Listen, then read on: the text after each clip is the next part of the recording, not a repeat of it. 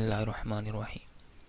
Part 5 The Tool Making Source of Language. Origins of Language की ये एक और थियरी है। तो जैसे नाम से वाज़ेह है, tool making source. Tool making का तो मतलब है मुख्तलिफ औज़ार बनाना अपने काम के लिए। जैसे ये कुछ मैंने इधर तस्वीरें शो की हैं और गालबन ये स्टोन एज की तस्वीरें हैं, स्टोन एज टूल्स हैं। तो अब इनका कैसे ताल्लुक़ हो सकता है लैंग्वेज को प्रोडक्शन से। तो आज जो हमें एविडेंस मिले हैं फॉसिल्स के ज़रिए कि तकरीबन 2 मिलियन ईयर्स अगो 20 लाख साल पहले जो इंसान थे वो इस काबिल हो चुके थे कि वो पत्थर के ज़रिए मुख्तलिफ औज़ार बनाए पत्थर से, स्टोन टूल्स। तो इसका मतलब है कि ब्रेन वाज वर्किंग क्रिएटिवली या प्रॉपरली, आप जो भी कर लें, क्योंकि ज़ाहिर अगर ब्रेन वर्क करेगा तो आप टूल्स बनाएंगे जो कि कम्प्लेक्स चीज़ है। अब इसका लैंग्वेज से कैसे ताल्लुक़ हो सकता है। हमारा जो ब्रेन है अगर उसके हम 2 हेमिस्फेयर्स में उसे डिवाइड करें, लेफ़्ट हेमिस्फेयर है और राइट हेमिस्फेयर है। तो लेफ़्ट हेमिस्फेयर में ब्रेन के 2 पार्ट्स हैं, जो एक वो पार्ट भी है जो हमें बोलने में मदद देता है और एक वो हिस्सा भी है जो कि हमें मुख्तलिफ टूल्स बनाने में मदद देता है, यानी चीज़ों को कंस्ट्रक्ट करने में मदद देता है।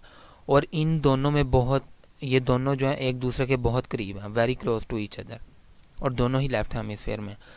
लिहाजा इस वजह से ये थियरी क्लेम करती है कि अगर उन्होंने टूल्स बनाने शुरू कर दिए थे तो यकीनन उन्होंने लैंग्वेज भी बोलना शुरू कर दी होगी, वो बोलना भी शुरू हो गए होंगे।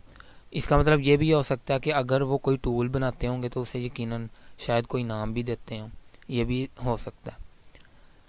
तो ये थियरी का ये क्लेम है, इस थियरी का। अब इसमें जो थोड़ा फॉल्ट है वो ये है कि ये स्ट्रक्चरल ऑर्गेनाइजेशन नहीं हमें प्रोवाइड कर रही।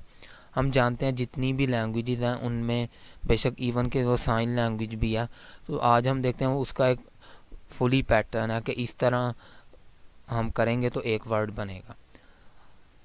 अगर हम स्पोकन लैंग्वेज में भी हम जानते हैं कि मुख्तलिफ साउंड्स को कंबाइन करके एक हम वर्ड बनाते हैं, यानी साउंड्स का वर्ड मैं इसलिए यूज़ कर रहा हूँ, लेटर्स नहीं यूज़ कर रहा। हम पढ़ेंगे फोनेटिक्स एंड फोनोलॉजी में कि साउंड ही मेन चीज़ है जिसके ज़रिए हम वर्ड बनाते हैं। तो अब क्योंकि कोई एविडेंस तो हमें प्रोवाइड नहीं किया गया, तो ये हो सकता है राइटर का यानी अपना ख्याल है कि ये हो सकता है कि ग्रास्प वन रॉक, यानी एक चट्टान को, वन रॉक को उसने वन साउंड से या वन वर्ड से वो तशबीह दे दी, एंड ब्रिंग अनदर रॉक, और एक और रॉक उसे भी एक और साउंड से तशबीह दे दी।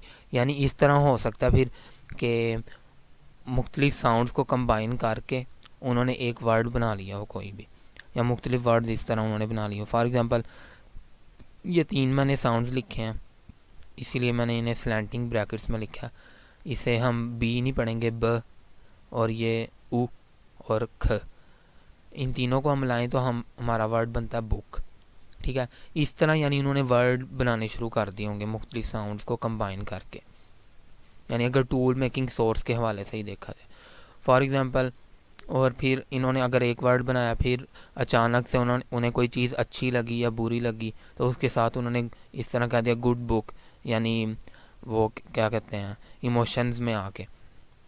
तो इस तरह हो सकता है कि लैंग्वेज प्रोड्यूस होना शुरू हो गई है।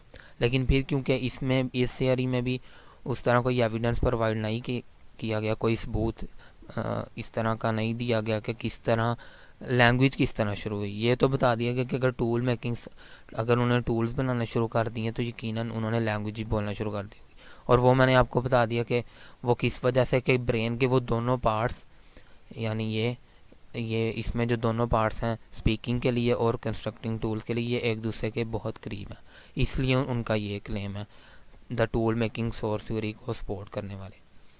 तो उम्मीद है कि आपको ये वीडियो समझ आ गई होगी। तो मैंने ये बुक से मैं सारा इसलिए नहीं लिखता कि फिर एक्सप्लेन करने में वो थोड़ी ज़्यादा देर लग जाती है। तो अगर आपको कोई भी कमी नज़र आई हो तो आप कमेंट्स बॉक्स में ज़रूर शेयर करें, और अगर पसंद आई हो तो भी बताएं, और वीडियो को लाइक करें अगर आपको पसंद आई है, और चैनल को सब्सक्राइब भी करना मत भूलिएगा। और कोई भी आप सजेशंस देना चाहते हो तो वो भी आप दे सकते हैं। तो थैंक यू एंड जज़ाकल्लाहु खैरन।